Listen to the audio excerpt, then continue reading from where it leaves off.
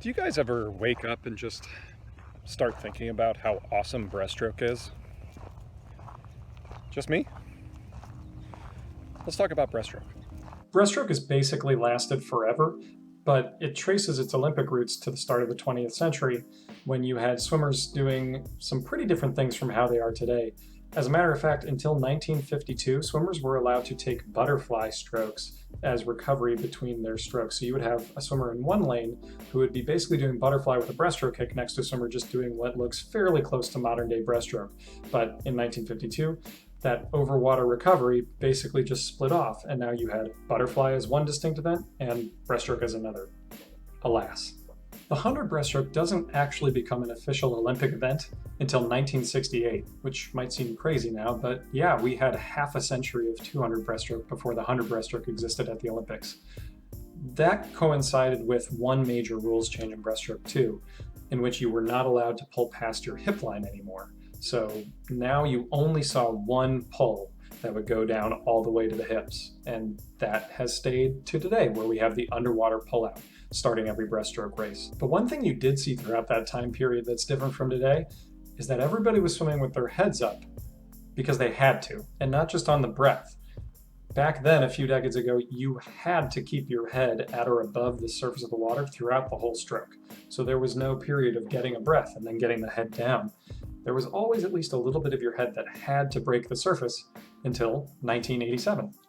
So 1987 rolls around, and now breaststrokers are allowed by rule to get their heads down every stroke. So now breaststrokers are basically swimming the modern day version of breaststroke, where they are getting their breath and then getting their heads all the way down into a basically streamlined position every stroke.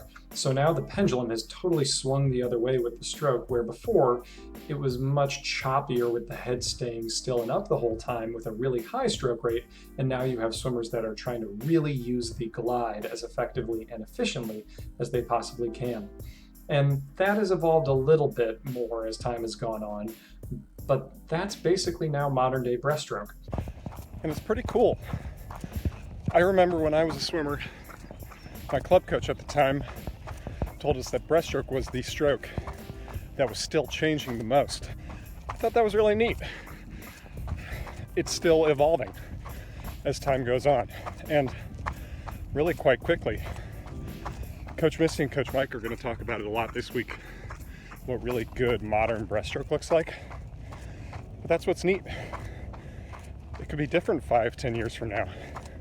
Except that we haven't covered one super important thing, and we're going to have to go back in time a little bit to talk some more about the underwater pullout. When the rule change came about in the mid-60s that you could no longer pull down to your hips every stroke, that basically made the underwater pullout a thing because you were still allowed to do it on your first stroke off the start and off every turn. And that has lasted all the way through to today, with two big rule changes in the meantime. Leading up to 2005, you were not allowed to take a dolphin kick at all during the pullout. No leg movement as you were throwing down, but that didn't stop a lot of swimmers from still trying to do it. Even at the highest levels of swimming, you had people sneaking in dolphin kicks and getting away with it. So in 2005, across the board, it was established that you could take a dolphin kick now during your underwater pullout, but you had to let go of your streamline first. So swimmers did that all the way up until 2014, where we're getting into modern day territory, and they updated the rule so that you could take that dolphin kick whenever. And so that, combined with all the other rule changes, gets us to modern day breaststroke. So what this means is, if we look back a few decades, breaststroke at the highest levels of swimming looks very different from how it looks today. And it's pretty crazy that in such a short amount of time the stroke has evolved so much, but a lot of it goes in line with just how swimming trends in general have changed.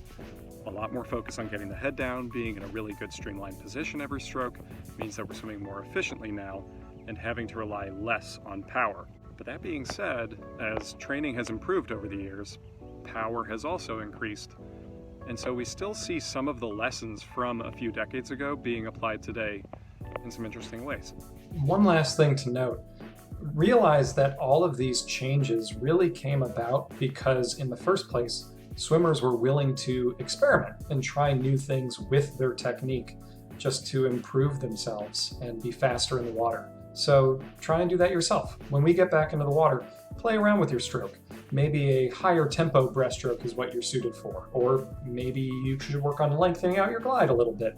Just don't be afraid to see what works best for you individually and go from there. Keep your eye out for more breaststroke videos coming this week from Coach Mike and Coach Misty. And yeah, until then, see you guys later. There's so much goose poop today. I have to dodge it. And I'm already bad at running.